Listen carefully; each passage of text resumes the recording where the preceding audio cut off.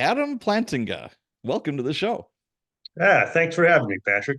Hey, and I got your name right. I'm pretty impressed with myself. You say it better than I say it. It's good stuff. Well, I wanted to start out with thanking the cop doc, Dr. Ellen Kirschman, for the intro. I interviewed her about a month ago, maybe a little bit more, and she's like, "Well, you have to have Adam on your show." And I'm like, "Oh, I think I should." Yeah, and she's like, "Yeah, he was a Milwaukee cop, and he's in San Francisco now." And I'm like, "No kidding." I'm like, "Sure, why not?" Yeah, Ellen's great. She's been super helpful to me and my family and to cops over the years. Yeah, she genuinely has a good heart. You can just tell she just wants to help, and she wrote, some really good books. And I love a cop, I love a firefighter, a few more, and I can't recommend them enough. Yeah, I'm right there. I highly recommend it. Been very helpful to us. Yeah, she is dynamite, no doubt about it. So, from the land of Dirty Harry and the streets of San Francisco, Adam Plantiga, is there I have to ask you, is there any memorabilia or like plaques or anything from those TV shows in any of your police buildings? There are there's several Dirty Harry posters in our locker room.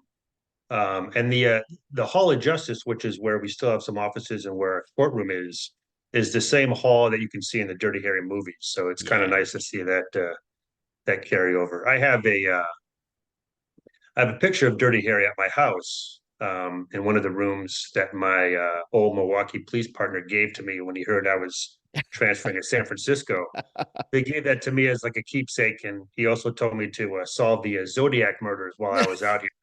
Uh, I still have some work to do on those, but Yes. That's so awesome. Yeah, I mean, as a younger person, I mean, I'm not that young now. I'm 59, but I grew up on Dirty Harry movies. That was just when I thought of San Francisco PD, it's like, oh, Dirty Harry. yeah, no, he's an icon. Yes. Um, yeah, it's one of the first things that people think of when they think of the city and think of the police force. Yep, that and the streets of San Francisco. I remember watching that as a kid. It was Carl Yeah, Malden and a very young Michael Douglas. young Michael Douglas. That's right. Yep. Oh man, that's crazy. So, why law enforcement? Why did you get into law enforcement? Uh, you know, I I come from a family that's very service oriented. My mom was a Oh, teacher. My dad is a minister. Um, so I wanted to do something like that, but I was kind of I think I was attracted to police work because it's sort of a tangible job, it's sort of mhm. a blue collar job. And I guess my measure of how important a job is what would society look like if you didn't have that job, right? So if you didn't Sure. have any cops, you'd have instant chaos. So that's what kind of appealed to me. This is a job that people need to do, and hopefully I'd be good at it. So I was interested in sort of the criminology part of it. And then, I'm sort of an adrenaline guy, so the thought of chasing desperados down alleys and kicking in a door or two sort of appealed to me. I'm kind of a decent sized physical guy, so I thought maybe I could use that at work. I think, I'm in my 23rd year. I think it's been a halfway decent fit. Cool. Any family that were cops or like friends of the family? Uh, no, and not only that, it's not even close. Like I hail from a family of uh, theologians and philosophers and lawyers. Okay. My dad has a PhD in theology. I had an uncle that taught musicology at Yale, and my uncle Al taught philosophy at Notre Dame. Oh, okay. And in 2017, if you'll allow me to brag about my family for a little Please bit, do. in 2017 he won the Templeton Prize, which is awarded annually to that sort of thinker that's achieved the most in the realm of sort of theology and spirituality. And that comes with it a 1.2 or 1.3 million dollar cash prize. Ooh. So I think if you and I knew that, we may have paid a lot more attention in philosophy class when we were growing up. But I no, it's a I barely made it through UW Whitewater, man. Come on now. so no, it's a very intellectual bloodline, and I'm, you know, I think, sometimes people will say, I'm the first person in my family to get a college degree. But Okay. in my case, it's sort of the inverse of that. I'm sort of one of the few people in my family to only have a college degree. Most people have masters or doctorates or Okay. Juris Doctors. So I'm a bit of an outlier, but I'm okay with that. Where'd you go to college? I went to Marquette, right in Milwaukee. Oh, okay. Good Jesuit Yeah, school. You betcha. yeah. Jesuits, they are, of course, the Navy SEALs of the Catholic Church. They certainly are. They are a different breed altogether. Yeah. My old partner from District 5, Boris Trasinovich, he went to Oh, okay. Marquette. Yeah, That name sounds familiar. yeah, he went to Marquette, and now his daughter's going to be going to Marquette. So Oh, he's good. Yeah. most people that go there are very, very proud of that school. Yeah, I had a good experience there. It treated me well. Yeah, a lot of positive feedback, that's for sure. So, what did you do before you became a cop? You went to Marquette. Did you become a cop right after that, or what did you do in between? I joined the Jesuit Volunteer Corps out of college, which is sort of like a Catholic Peace Corps. Okay. And I was assigned to Houston, Texas. I worked at a day shelter for homeless teenagers. And then after my year was up in the Jesuit Volunteer Corps, I just stayed at the agency for a couple more years.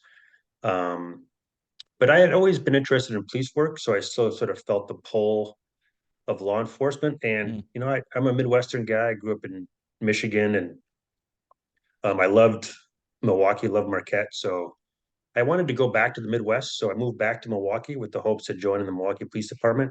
okay. But it's not kind of like it is now. I don't think they were in a bit of a hiring freeze. So I had to wait a couple of years to get on the Oh force yeah. and got on in 2001. Yeah, I mean, I got on in 95 and I was on the list for 4 years. Yeah, I mean, boy, I don't think it's that way. And it's not that No. way where I work. It's sort of like, if you want to do it, we'll take it. We'll try to plug you in.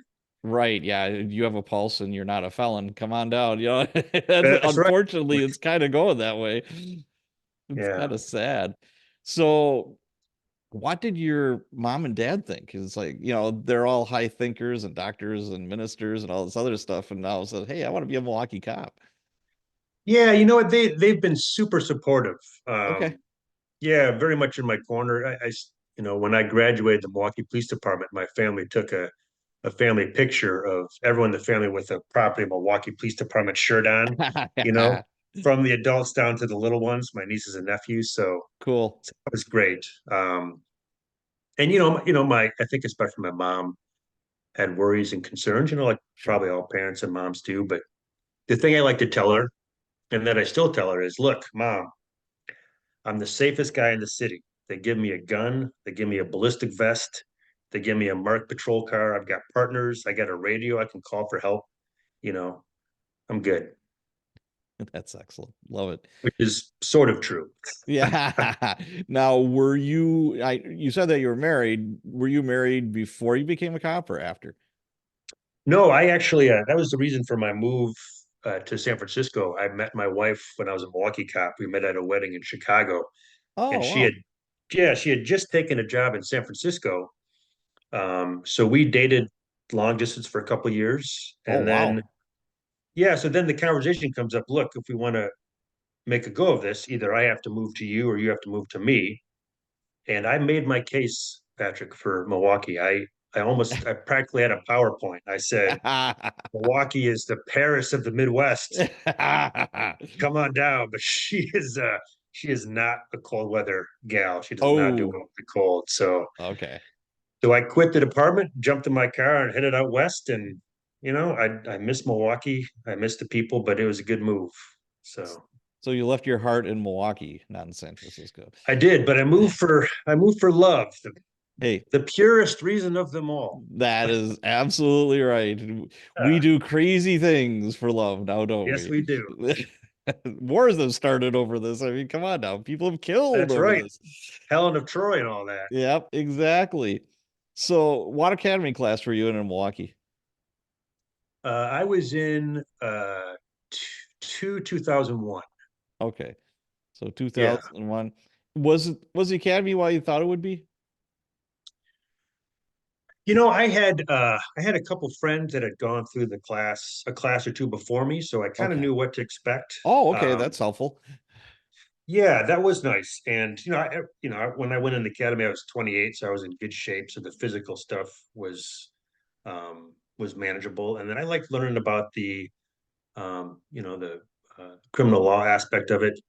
I was amazed at how thick the Milwaukee Police Rules and Procedures Manual was. Like how, hundreds of pages. How can anyone remember all this stuff? I'm not going to be able to remember all this stuff. It's And like a telephone book. I have it's it it's right nuts. there. Oh, Rules do and you? Yeah, procedures. that looks Yep. familiar. There it is. And they just keep adding to it, especially when cops do dumb stuff and they got to come up with Yep. a new rule. Absolutely. So, I try to remember the important ones and sometimes sort of the obscure stuff like the city ordinances on horse-drawn carriages. I might need a little refresher on, but Yes.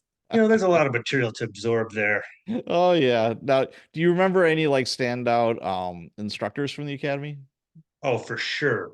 Daryl Ponder I love Daryl was Potter. Oh, hell that yeah.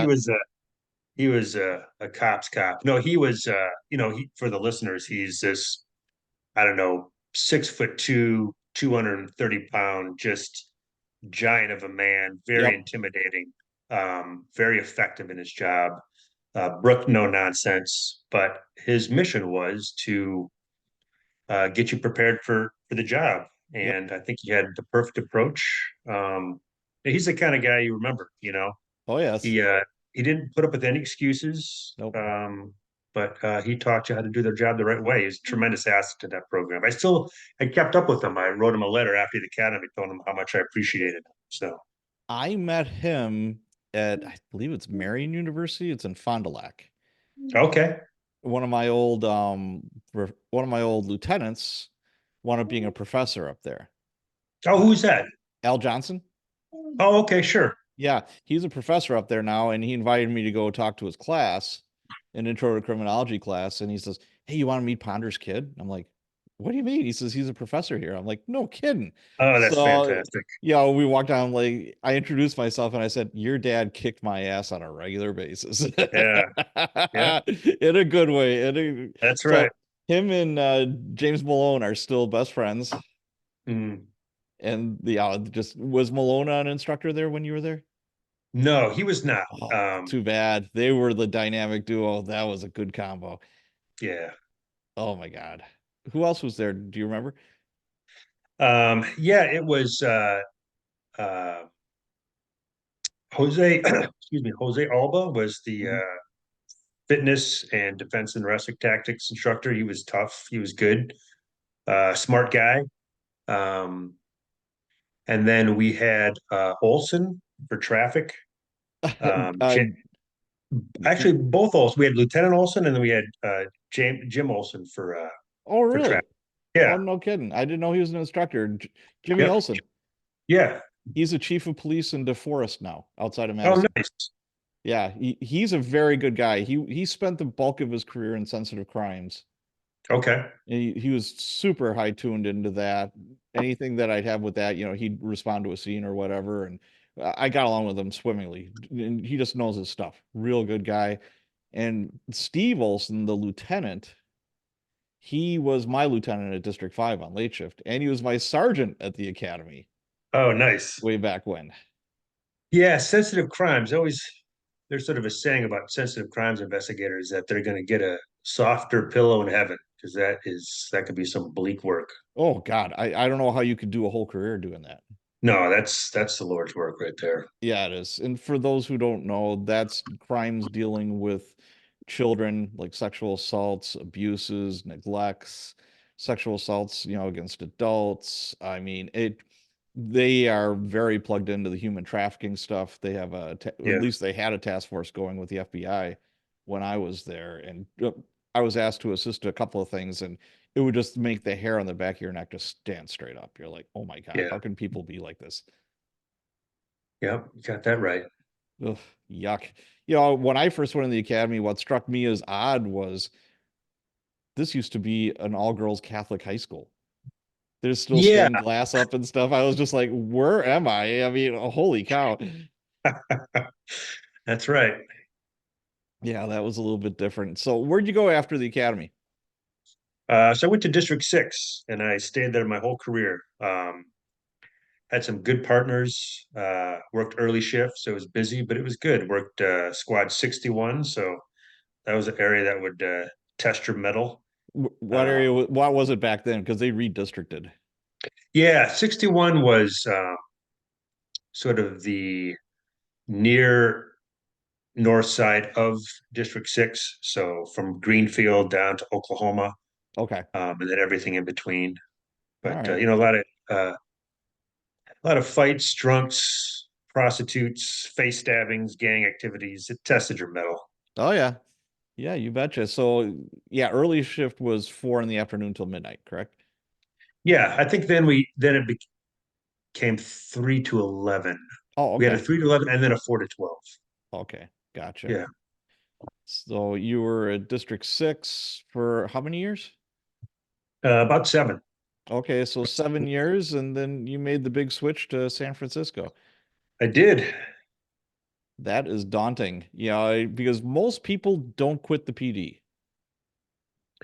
Yeah, you sort of find a place you like and you burrow in like a tick. Yeah, that's no lie. I never heard somebody explain it quite like that, but boy, it sure is true. Yeah, Oh my God, that's funny. So you go to San Francisco, and it was for love, so a it very was. noble gesture, and it wasn't a lateral transfer, I'm guessing. They just didn't welcome you with open arms and say, "Hey, come on board," right? You know what I found out that I thought was kind of interesting is California. There are certain states that have sort of reciprocity with them in terms Okay. of training. So if you can show that your training meets the California post standards, then you can enter what's called a lateral academy, which is a very Really? stripped down academy. But Wisconsin training did not quite line up with California training, so I actually Oh, had to oh, oh. Bum, I had bum, to do, bum. yeah, I had to do the academy all over again, which I got to say was not my favorite thing, but I tried to kind of put a positive spin on it that I was getting paid to learn sort of the SFPD way and to get in shape again and to learn, all the rules and procedures.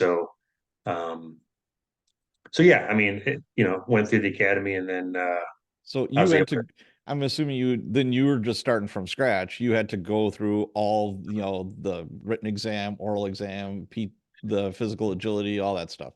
yeah, yeah. Oh, because you But didn't know once, that you were even going to make it, really. well, I'd done 7 years in a big city, so I thought there'd be some nice carryover for that. You would Um, think, but weird stuff and happens, man. yeah, I mean, I boogered up my leg a little bit in the academy, so I was sweating whether I was going to have to get bounced out or if I could Ooh, get just kind of grit recycled. my teeth and go through. But Yeah. again, this decision was it was fueled by love. So love prevailed. That's the main takeaway here. Excellent. Glad to So it hear all it. worked out. Yeah. Excellent. So, what was the difference between, or like one of the big differences that you saw between like Milwaukee's academy and San Francisco's? Or were there You know, any? I thought the academy experience was pretty similar. I mean, Okay.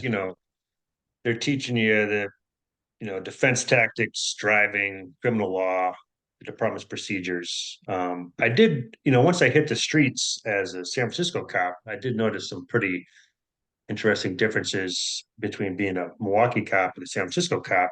Yeah. And one of the best examples I could think of that was the very first day, my very first day as a San Francisco cop. We took on a guy and we ended up arresting him for, I think, maybe drunk and disorderly. And when we searched him, he had a big bag of mushrooms in his pocket. And I looked at that. I thought, mushrooms? Is this man a chef? Why would he have? What is happening here? He's And coming from the Grateful Dead concert. That's what's yeah, happening.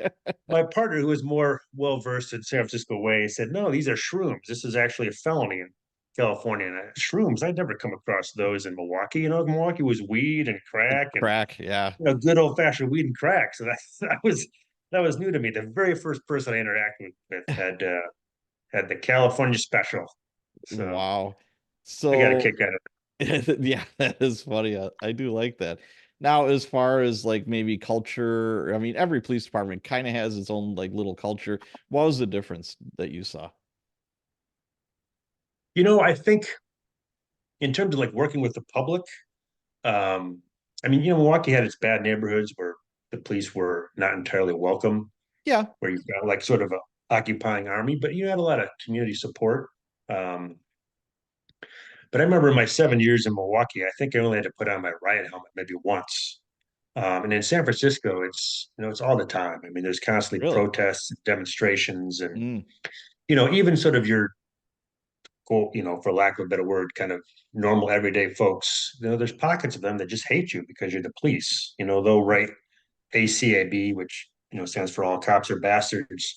They'll write that actually on our station wall. Um, you get a lot of pushback from people. Um, they want to know why you're doing what you're doing, and some of that's okay. I mean, we should be in a position to explain that stuff, but sure. I would say we don't get the benefit of the doubt as much in San Francisco as we might in Milwaukee. Although, I don't know, maybe Milwaukee's changing in that regard, but Well, um, I've been out of the game for 4 years, and it's a very vocal minority of people that scream the loudest about, like anti-cop stuff. yeah, But when you go into the worst neighborhoods, and Milwaukee is kind of maybe not unusual, but it's different in the fact that the bad neighborhoods, as far as like the highest volume of crime, violent crime, that kind of thing, are in very like centrally located areas. There's no hmm, mystery to where right, somebody's going to get killed or the chances of getting killed are. It's always the same. You're going to the same areas every night. yeah, And when I became a sergeant, it opened my eyes because now all of a sudden I have to go to community meetings. And that was my least favorite thing to do because, eventually it turns into a Jerry Springer moment and people start screaming and being stupid or whatever. But yeah, not once, not once. And I don't think it has changed. Did you ever hear somebody saying, I want less cops in my neighborhood? yeah, exactly. It was, I want a squad car parked on my front lawn because this is a war zone. I can't even go on my front porch because there's some gangster smoking weed on my front porch and I'm too scared to confront him. Yeah, no, that's a great point because I think a lot of times, activist types will say this community is overpoliced, and I mean they don't live in that community. That community, Yep. they want the police. They keep calling, and we go to where the Yes. crime is. Yes, they do. They keep calling it and they want results. They want people locked Sure. up. And that's fair. I'd want the same thing if I lived Oh, there. absolutely. I was lucky enough, I think it was 2006 or 2007. I did one of those neighborhood initiatives. We had 101 cops, 20 sergeants. No, it's 10 sergeants, a lieutenant, and a captain. And we were more or less told to just go out there and stop violent crime. We Yeah. just started using heat maps. It's like, okay, where were all the shootings and killings and, armed robberies or whatever, the night before? And that's where we go. We would dump, minimum was 51 cops in a 10 block area. Yeah. Like, go out and be cops. Just saturated. Yep. And I remember our first day, we had all 100 cops. It was like 100 or 101. And we all dumped them out. We had the big bread wagons, from PBS, and we just dumped them out. And I'll never forget it. This lady's hanging from her top window, and she's like, "Go get those motherfuckers!" She's just screaming at the top of her lungs, and she was so It's nice happy. to have community support. Oh my God, it was so funny. Oh, but yeah, that that was then. So, any other differences between the MPD and the SFPD? I think one of the big differences that I found really striking is, with Milwaukee, you always had detectives on shift. Oh If yeah, it was 3 in the morning, there'd be detectives who could roll out to your call. San yep, Francisco, in the late night hours, our folks are at home and they have to be called in to work. So really. if there's a homicide at 3 a.m., they're calling a sergeant or inspector at home, and they're rolling in from home, and it might, San Francisco is expensive, so a lot of people live outside the city, so it might take them an hour and change to get there. So you're sort of securing the scene and holding the fort until they arrive. Wow. Yeah, Yeah, see, I thought that was a huge difference. yeah, that sure is because, in Milwaukee, we got homicide, robbery, sensitive crimes 24/7. Yeah. Yeah, and it'd be interesting to see how many cities operate in the SFPD model and how many are more on the Milwaukee model. I mean, Well, I just don't know. what's interesting to me is Milwaukee is, I don't want to use the word archaic, but it's a little bit on the old-fashioned side when it comes to, like, say, homicides. Mhm. You had a homicide, just like a run of the mill, somebody's dead on the sidewalk. There was a dispute over a nickel bag of dope, whatever the case may be. And you would have a small army of homicide detectives come. There would be like 6 to 8 homicide detectives. And Yeah. they would be, measuring, everything at the scene. They'd be bagging and tagging, all the evidence, etc. And I talked to other very large agencies across the country and across the world, really. And you were lucky to have 2 homicide detectives show up and maybe a boss from Hmm. homicide, and you'll have 2 or 3 CSI people show up. Yeah. And they do all the measuring. They're responsible for the crime scene. Hmm. Whereas in Milwaukee, it's the exact opposite. You'll have one CSI person show up and they don't take any evidence. They'll tag it and they'll take pictures of it, they'll document it, and of course, they'll try to get fingerprints or DNA, that kind of stuff. But that's it. That's where it ends. Yeah. Well, San Francisco tends to have a, a three detective team rollout. So there's sort Okay. of a primary, a secondary, and then a backup. Um, Okay. so yeah, so that's how we do it. So in your detective squad, do you have, you have detectives? Is that considered a promotion like in Milwaukee? Yeah, so I mean, they do detective work, but they're not called detectives. They're called sergeants, or there's also the inspector rank, which of Yeah, I was going to course, ask you about that. Yeah. Dirty Harry Dirty Callahan Harry. Yep. was.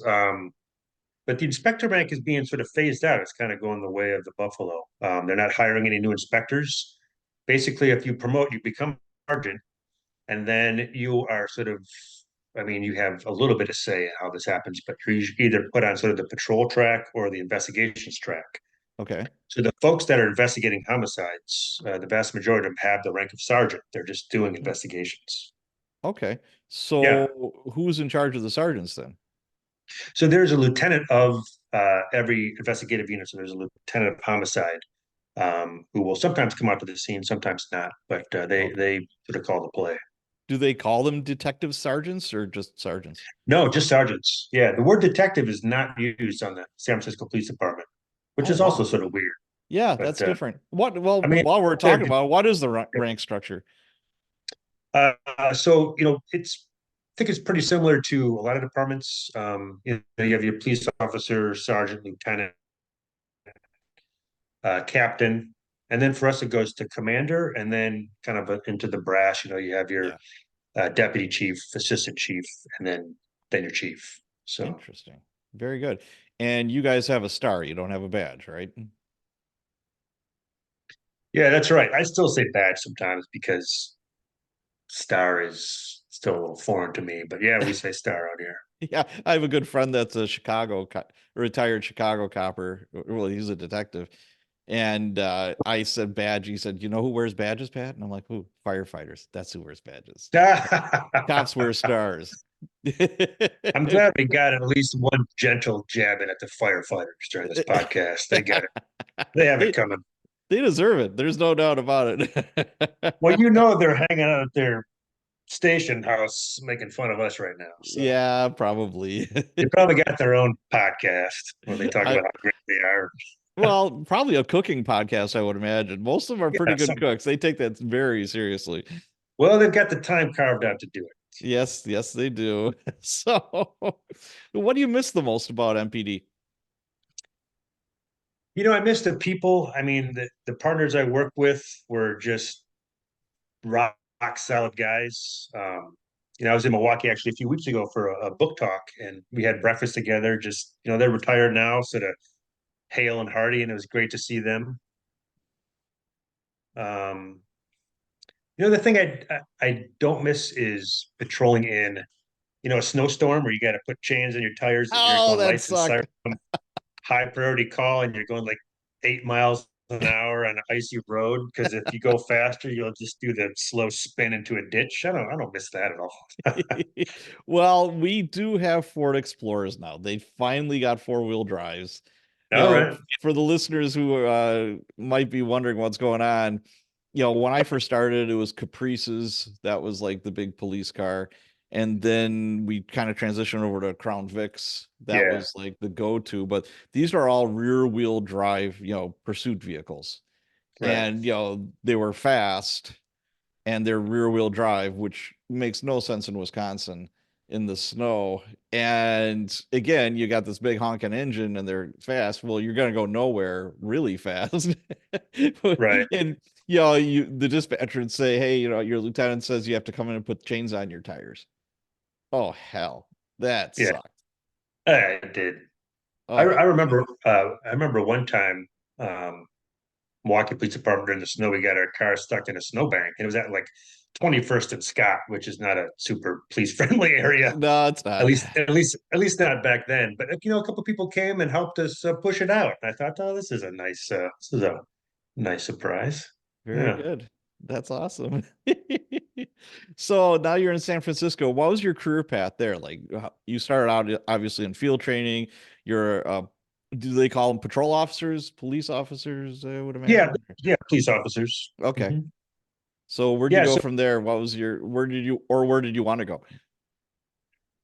so I did patrol work for a while, and then I moved over to street crimes as a police officer. Did some plainclothes stuff, which was a lot of fun. I promoted to sergeant in 2013. I Okay. did investigations for a while, which I really liked, but was not super conducive to family life. I was working a lot of overtime and getting called in on my off days for cases in court all the time. Oh So, yeah. so I became a patrol sergeant, and I've been doing that since around 2017. Okay. Um, and I'm on day shift now, enough seniority to make Oh, days. So, look at you. yeah, I know, living the life. I can usually get home at a semi-regular hour and have dinner with the wife and kids. So it's nice. So as far as day shift in San Francisco, are those 8-hour shifts and when do you start? We work 10-hour shifts, so I work a Okay. 5:30 a.m. to 3:30 p.m. shift. Mm. We're on a platoon schedule, so I'm off every Thursday and Friday, and then every other weekend. Oh, that's nice. So for a cop schedule, it's you can Yeah, do a lot worse. that's nice. Yeah, that's really good. So you're going up the ranks, you're a sergeant. Are you gonna try for any higher aspirations before you pull the pin? I've been acting lieutenant enough times to know that job is not for me right now. That was me Um, too. Yeah. yeah, yeah. I still like to the administrative part of the job is not my favorite. I still like to sort of be out among the people, Okay, sure. and still like to sort of hunt down wanted felons from time to time. So I'm happy where I'm at. Okay, very cool. So I gotta ask, how the hell do you afford to live in San Francisco? I just I watch, all these like home improvement shows or like house hunters and stuff, and the numbers are astronomical. I'm like, how does a cop afford to live there? Yeah. So I sold one kidney, and I'm Yeah. about to. You got I'm, two. think, Stop whining. I'm thinking of putting the other one on the market if you know any takers. No, my yeah, I think the median home price in San Francisco is something like 1.2 or 1.3 million God. dollars. And the pay is a lot higher than in other jurisdictions. It's not quite commensurate with the cost of living, but it is higher, and that helps. But my wife and I live outside the city, a little ways out in a little town, Hmm, and we just happened to buy at a good time. We bought in 2010 when the prices were a lot more reasonable. gotcha. Um, but yeah, I got to say, like people that live in the city proper, I don't always know how they do it. I mean, some of it might be like family wealth, or Yeah. um, maybe they're just putting six people in one bedroom. But it's the housing market's insane. Well, I have a real good friend that he was out in San Francisco visiting relatives, and they're like at a Denny's, and he's asking the waitress, he's like, "How do you afford to live here?" Yeah, and she's just like, "Well, the place that I live right now is like 3,500 a month for a one bedroom, and I have three roommates. We take turns sleeping in the bed, and I'm just like, oh my God. Yeah, I mean, I think that's how when I left Milwaukee, I had a actually I was single, no kids, lived by myself. I had a three-bedroom apartment because why not? And it was $375 a month, you know, $125 a bedroom. Yeah, Uh it's one not that bedroom cheap anymore, just so you know. I had one bedroom I didn't even really use. I just used it to store my raincoats. I had a raincoat storage room. That's the life I was living. Oh God, that's funny. That was back in the day. Damn. So, we were talking a little bit before I hit record, and I think that being sergeant is the best job in the world. The best job in the department, that's for sure. It's a great gig. It's a nice balance between um, you're helping cops out, you're reading their police reports, you're going to the big scenes, the shootings and Yep. stabbings and bad car wrecks, but then you have some time to play and you can do some of your own police work if you want. Um, Yep. it's nice. You still like you feel like you have a foot on the street and but you're not the first person to have to go hands on with the naked, wild, bleeding man running through traffic, Who can that? Yeah, but then all the cops are going to look at you and say, "What do we do, Sarge?" It's like Hey, with the naked, bleeding guy running down the street. go get him. Yeah. Oh my. Well, let's talk about writing. So, your newest novel, Ascent. Why, I gotta ask, why is your main character from Detroit? He's a Detroit cop. Why not Milwaukee Yeah, or San Francisco? yeah, that's a good question. I think I just wanted to have a little distance between me and the character. I mean, I worked in San Okay. Francisco, I worked in Milwaukee, but I wanted to just create a little space there. Okay. And Detroit is because I grew up in Michigan. I lived there till I was 18, and I've always been a big Detroit sport. Oh, okay. Um, Okay. How close to Detroit were you living? I lived in Grand Rapids, so a couple hours Oh, away. sure. Yep. Yep. I know Um, where Grand Rapids is. Yeah. but I've always been fascinated with books about tough guys, and I wanted my character to be a genuine tough guy who policed one of the toughest cities around. So, Detroit seemed to fit the bill for that. Well, I think a RoboCop. Oh, sure, yeah. Yeah, old Uh, Detroit and all that. I mean, obviously it's tongue in cheek, but yeah, it's yeah. so, setting the having the main character be in Detroit also allowed me to drop some Detroit sports references to Sure. please my friends and family. So that was a win-win. See, and then, I could totally tell if I didn't know who you were, I could totally tell that a cop wrote this book because, okay, I like the scene where the main character, meets his wife at this party and some drunk is coming up to him and is like, "Hey, how many people have you shot? How many people have you killed?" And it's like, ugh, every cop is bitter. Tell me a great story. It's like, you would ask the garbage man about that. Yeah, I think a lot of people in law enforcement have been asked that question, even by people who, I mean, maybe think they're well-meaning. And I'd love it if we could just retire that question for good. Yes, that's probably the last thing you should be asking a cop, but that's that and the garbage man thing. When your main character doesn't want everybody to know that he used to be a cop, and he says, "Yeah, I was a garbage man." You know how many Yeah. cops say that? And it's not entirely inaccurate. I mean, as a cop, you are sort of society's garbage man. You are, but yeah, those things just jumped right out at me. I'm like, oh yeah, this is totally written by a cop, and I'm like, Yeah. so this book has flavors of John Wick, Jack Reacher. I would say Terminalist too. The tropes of, the loner with a dog, no home or relatives, dead wife. Were you following these tropes specifically, or these just stories that you like to read or, watch on TV and you just wanted to write about those? Yeah, I mean, that huge Jack Reacher fan, Lee Child. I think that guy's Yeah. the gold standard. Yep. And I wanted to write the kind of book that I tend to like to read. I'm drawn to those kind of stories, the kind of, rough man alone in the world trying to find his way. And I know they're tropes, and I try to be aware of those, but just sort of put my own spin on Yeah, you did. them. I think you did a good job with it. I really do. So any pushback for being too violent from like, reviews or people saying, it's like the canoe reference, that kind of thing. Yeah, there's a scene in the book involving a human canoe, and I Yes. should probably front load that because this book it's pretty gritty. It's not going to be for everyone, and that's okay. No book should be for everyone. Right. Um, and yeah, there have been some reviews that talked about the violence, and that's fair. I just the stories about a riot in a poorly run, violent men's prison. So it's not a story I could tell without violence. Right. And my goal in writing the book was to maintain the intensity of the situation and create this sort of hell that the characters have to battle their way through. So the stakes would be high. I tried to have some of the violence occur off page, Yeah, and you weren't like told. yeah, I mean, there was some graphic parts, and then there was other parts that there was inferences. right. And I think part of it too is that the main character Kurt Argento, the Detroit cop, is he's, for lack of a better word, good at violence, and he has to use that. I mean, it's necessary in the book. Right. Um, but what I also tried to do is sort of show the cost of violence, both physically and emotionally. I mean, my main character is not the guy who walks into a bar and takes out three bad guys without getting a scratch on him.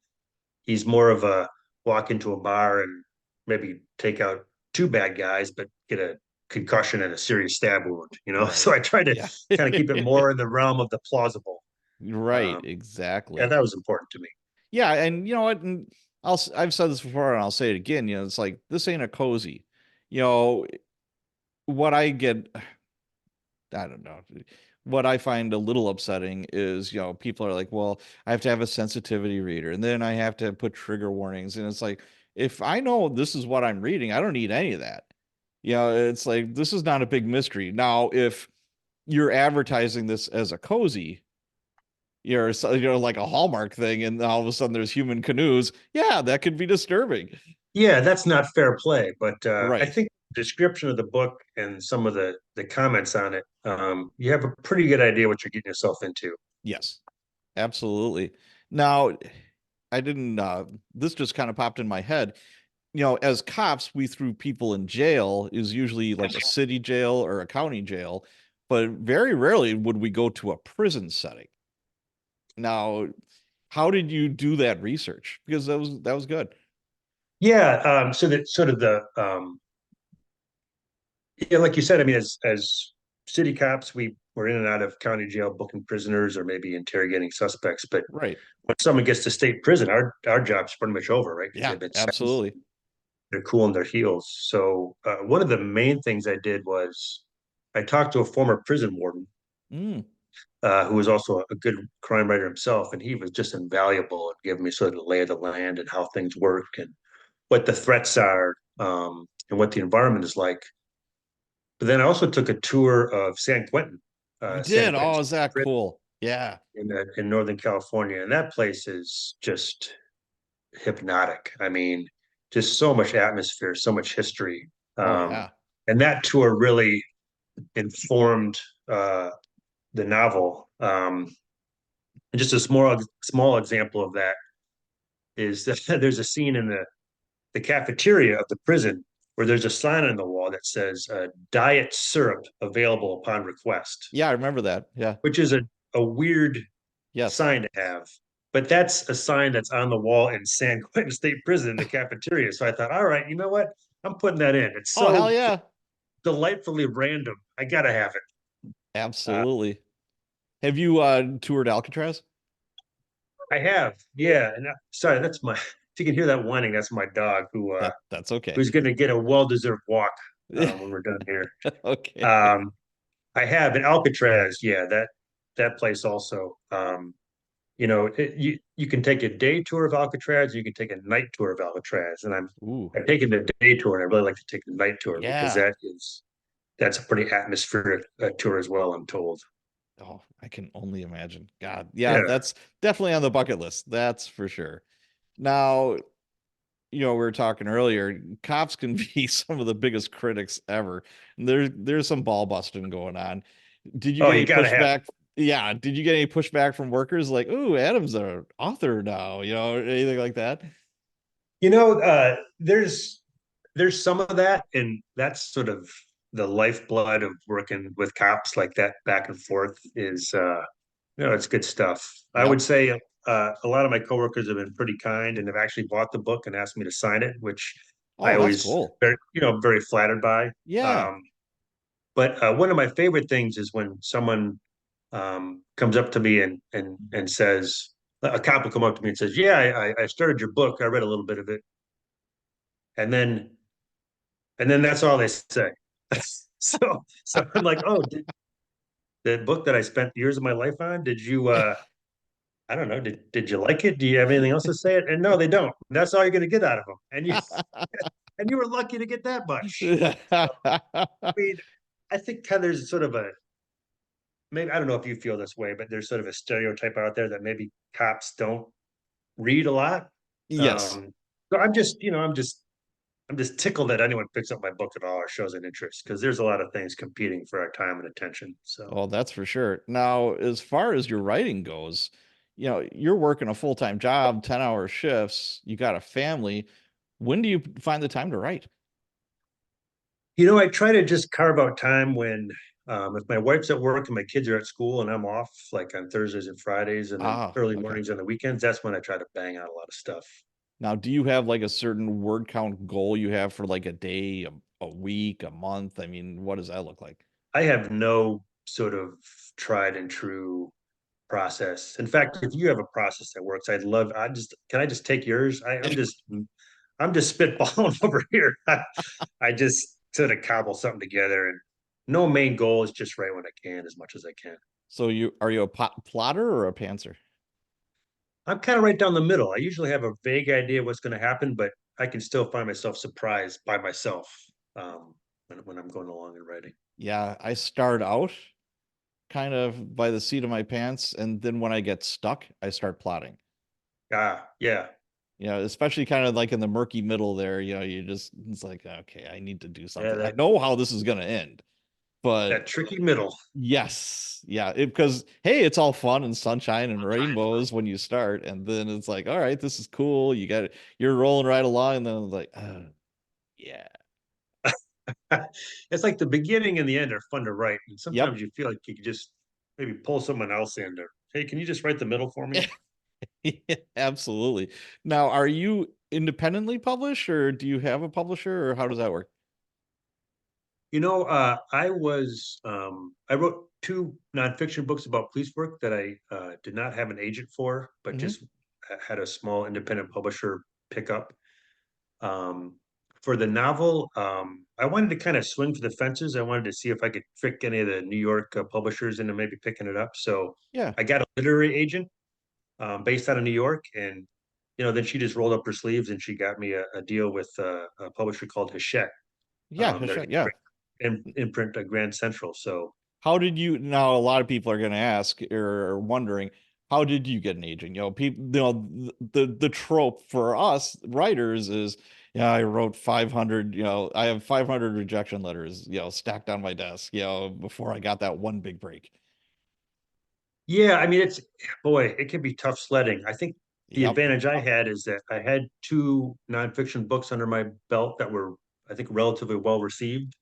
So I could kind of point to those, and Mm, then I certainly got my share of rejections, but I think the main thing to think about when you're looking for an agent is you might get a lot of no's, but you just have to get one yes, right? Like you sure. just have to find one good fit. And I was fortunate enough to do that. My agent, Caitlin Blasdell, I think she's terrific. I mean, she's first rate. So Do you she, remember the pitch that you gave her?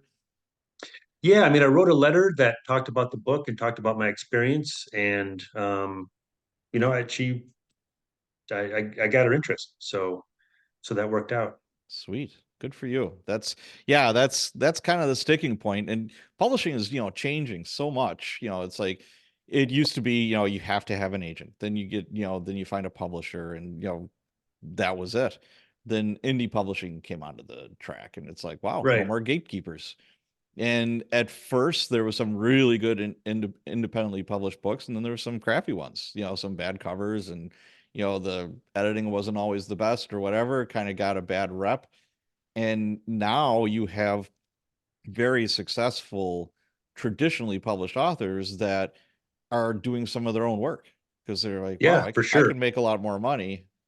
Because there's no gatekeeper, there's nobody taking a percentage. It's all me. Hmm. So I mean, I it's Yeah, yeah, I do think one of the nice things that I found about being with a decent sized publisher is my agent and then my editor, both very smart, very accomplished, know the business. They go through my book and find, dozens of ways to make it better. sure. So, I mean, it's my name on the book, but I had a lot of help and I really Okay. appreciate that. How many years did it take, or how long? I shouldn't say years. How long did it take to write this book, Ascent? Boy, I started working on it in late 2018. I Oh probably wow. had a draft in 2020, and then it's been kind of in the pipeline for a while. It takes a while to Yeah, yeah. even when you get the contract signed for it to hit the printing press. But yeah, it's been a long slog. Wow. So what are you doing to promote it besides being on my podcast? What kind of stuff are you doing? Yeah, I think these days, sort of the burden of publicity falls more on the author. I think so too. Yeah. Yeah, yeah. In times past, maybe a publisher would fly out to different cities, but Yeah. I think more sort of online and podcasts and um, some of it's just kind of dumb luck. Like I People Magazine did a real short write up of the book, which was Oh, awesome. I didn't see cool. that coming. That's awesome. Um, yeah, and I've done some book talks in Milwaukee and then my hometown of Grand Rapids. Yeah. Um, I have a couple, doing some podcasts. I have some podcasts coming up.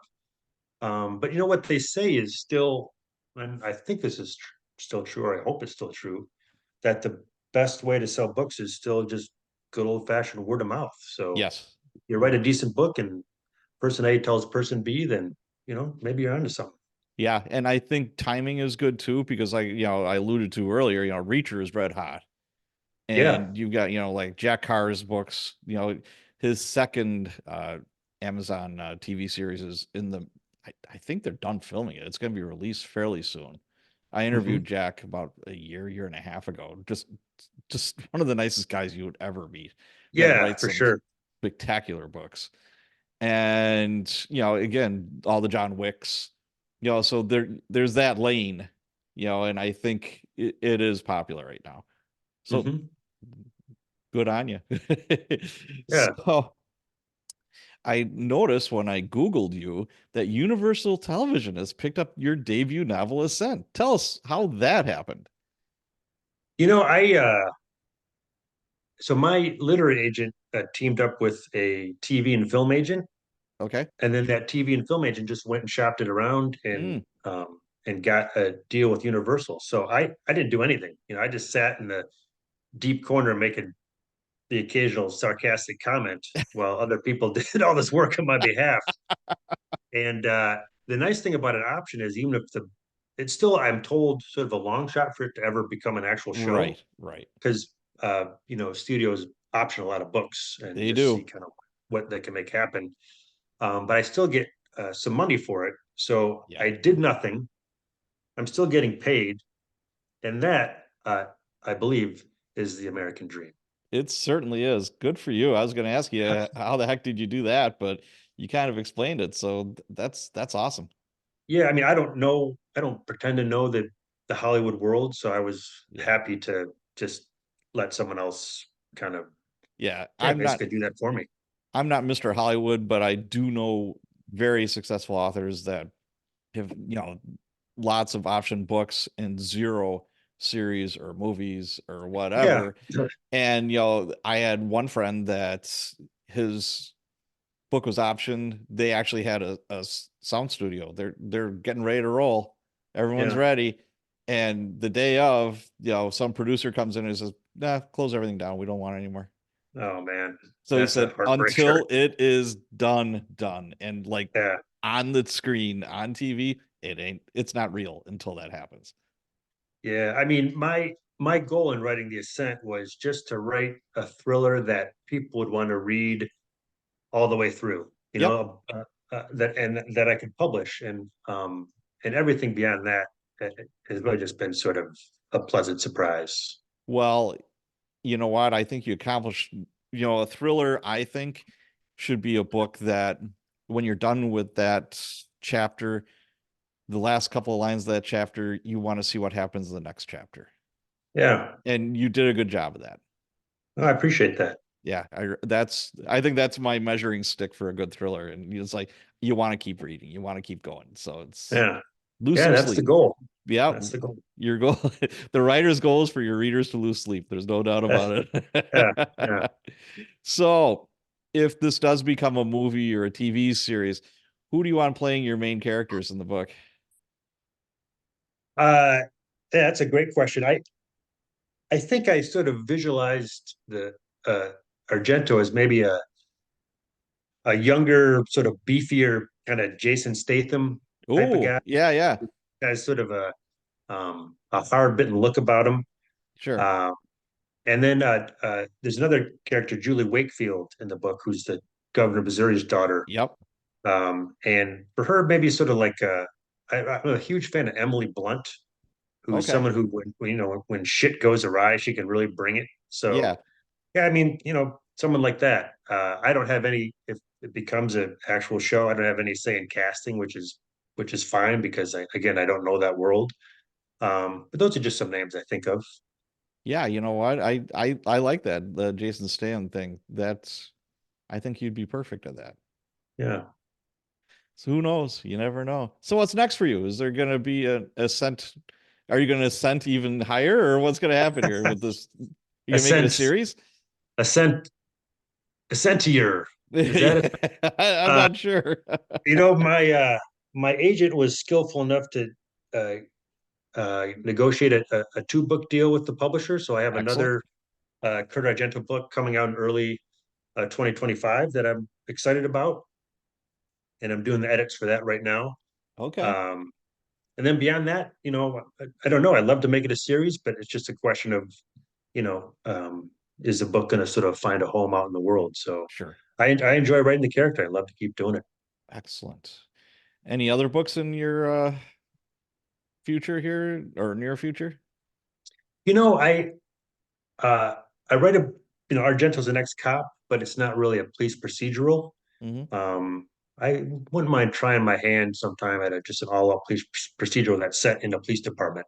I Okay. think I have maybe one of those books in me. Excellent. Excellent.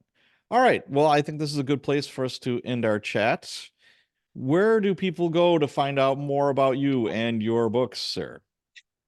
I have a website. It's a little out of date now, but I had a friend of mine help spruce it up because it it looked god awful before. Okay. Uh, so it's either sort of embarrassing that I don't know this, but it's either Adam.Plantinga or AdamPlantinga Okay. .com. Well, I Uh, will find it and I'll put it in the show notes. all right. And I'm also on the old Twitter. Okay.